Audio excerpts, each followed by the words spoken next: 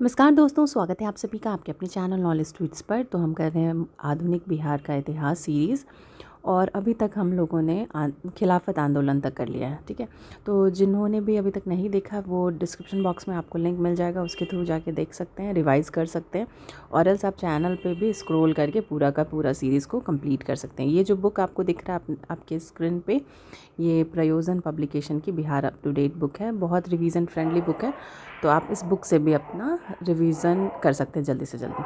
चलिए तो अब स्टार्ट करते हैं। आज का जो चैप्टर होने वाला है, आज का जो लेसन होने वाला है, ये असहयोग आंदोलन बिहार में क्या था, कौन सब लीडर एक्टिव हुए थे, कौन कौन सा डेट जो आपको एग्जामिनेशन के लिए लर्न करना है, ये सब चीज़ों को हम लोग देखेंगे एकदम प्रीलिम्स मोड में। मतलब जो भी इम्पोर्टेंट चीज़ें हैं उसी को देखना, ज़्यादा इन्फॉर्मेशन हम लोग नहीं देखेंगे यहाँ पे। ठीक है, चलिए स्टार्ट करते हैं। असहयोग आंदोलन और बिहार प्रांतीय सम्मेलन का 12वां अधिवेशन राजेंद्र प्रसाद की अध्यक्षता में 28-29 अगस्त 1920 को भागलपुर में संपन्न हुआ, जिसमें असहयोग आंदोलन पर विशेष बल दिया गया।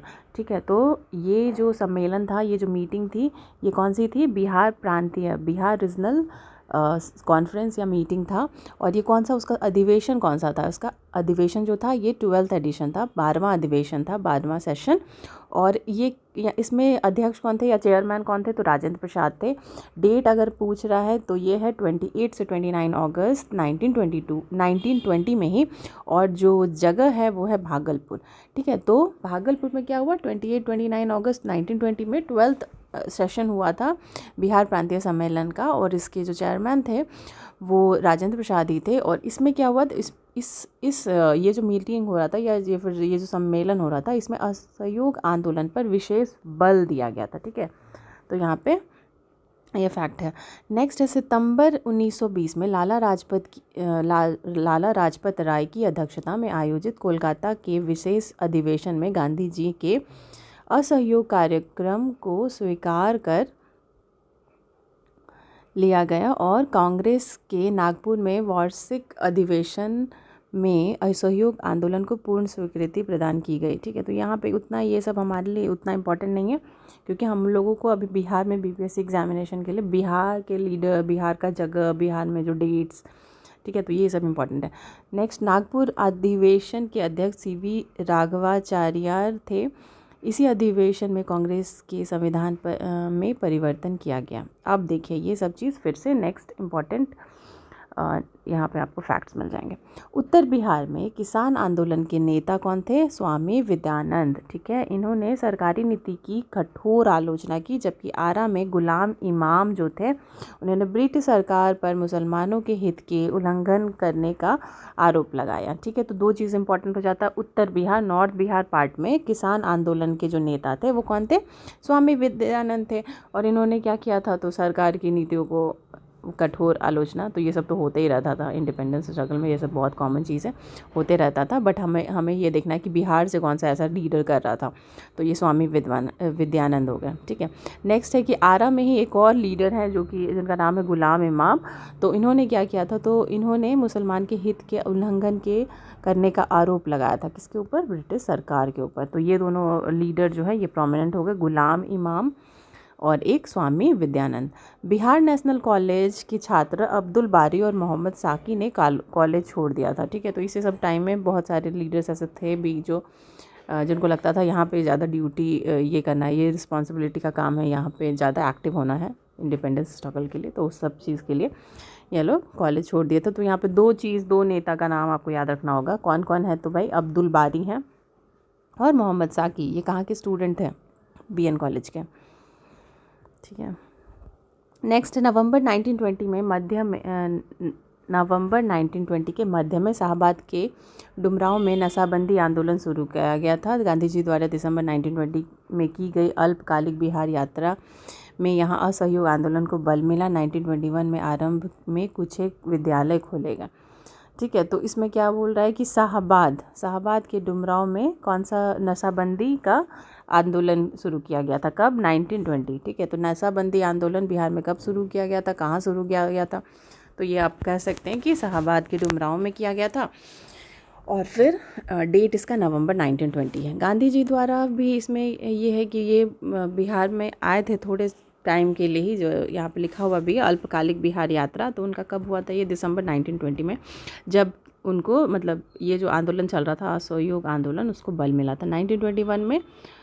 ये है कि इसी के तहत बहुत सारे यहाँ पे विद्यालयों को खोला गया था। नेक्स्ट है मोहम्मद फजलुल रहमान एवं राजेंद्र प्रसाद। ठीक है, मोहम्मद फजलुल रहमान और राजेंद्र प्रसाद ने मिलकर बिहार राष्ट्रीय महाविद्यालय की 5 जनवरी 1921 को स्थापना की। ठीक है, तो ये इम्पोर्टेंट हो जाता है, बिहार राष्ट्रीय महाविद्यालय की स्थापना कब हुई थी? 5 जनवरी 1921 में। किन्होंने किया था मिलकर? तो एक तो राजेंद्र प्रसाद थे, दूसरे मोहम्मद फजलुल रहमान थे। ठीक है, बिहार राष्ट्रीय महाविद्यालय 5 जनवरी 1921, मोहम्मद फजलुल रहमान और राजेंद्र प्रसाद, ये सब चीज़ आपको याद रहना चाहिए। गांधी जी ने 6 फरवरी 1921 को बिहार राष्ट्रीय महाविद्यालय तथा उसके भवन में ही बिहार विद्यापीठ का उद्घाटन किया। ठीक है, फिर नेक्स्ट क्या हो रहा है? ये तो 5 जनवरी की बात है।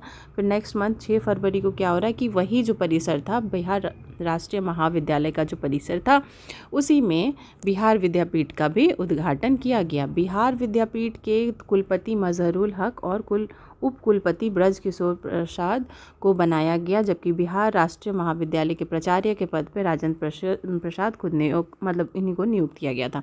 ठीक है, तो ये बहुत इंपॉर्टेंट है, ये क्वेश्चन आराम से पूछा जा सकता है, आपके CDPO एग्जामिनेशन में भी पूछा जा सकता है, आपके BPSC एग्जामिनेशन में भी पूछा जा सकता है बिहार विद्यापीठ के बारे में। ठीक है, तो इसका इस्टेब्लिशमेंट कब हो रहा है?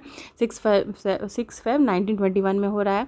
और जब ये एक बार इस्टेब्लिश हो जा रहा है, तब इसमें कुलपति जो रहेंगे मजहरुल हक होंगे, उप कुलपति कौन है? तो ब्रज किशोर प्रसाद है, और फिर यहाँ पे प्राचार्य के रूप में राजेंद्र प्रसाद ये थे। ठीक है, मतलब ये इसके नहीं, बिहार विद्यापीठ के नहीं थे, बिहार विद्यापीठ को बिहार राष्ट्रीय महाविद्यालय के ही परिसर में खोला गया था, तो इसके प्राचार्य थे राजेंद्र प्रसाद। नेक्स्ट है यहाँ पे बिहार प्रांतीय सम्मेलन की बैठक अक्टूबर 1921 में मौलाना मोहम्मद सफ़ी की अध्यक्षता में आरा में संपन्न हुआ। इसी सम्मेलन में प्रिंस ऑफ वेल्स के बिहार आने पर बहिष्कार का निर्णय लिया गया था। ठीक है, तो ये अब बिहार प्रांतीय सम्मेलन आप देख ही रहे हैं कि ये बार बार इम्पॉर्टेंट है। ठीक है, अभी नेक्स्ट जो बैठक हुई थी अक्टूबर 1921 वाली, इसमें कौन था? इसकी जो अध्यक्षता किया था मौलाना मोहम्मद सफ़ी ने किया था। और ये कहाँ हुआ था? जगह भी पूछ सकता है, इज़ इम्पॉर्टेंट।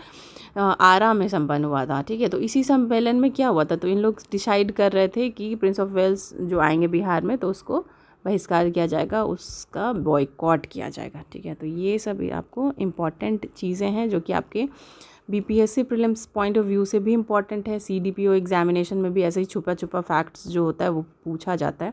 बहुत कॉमन सा क्वेश्चन नहीं आएगा CDPO में, ऐसे छुपे जो फैक्ट्स होंगे वो आ सकते हैं एग्जामिनेशन, तो आप इसको रिवाइज़ कर सकते हैं। अगर आपको इसका PDF चाहिए तो आप हमारे चैनल से जुड़ सकते हैं, आपको यहाँ पर लिंक मिल जाएगा जुड़ने के लिए, और वहाँ से आप ये सब चीज़ों को ऑब्टेन कर सकते हैं।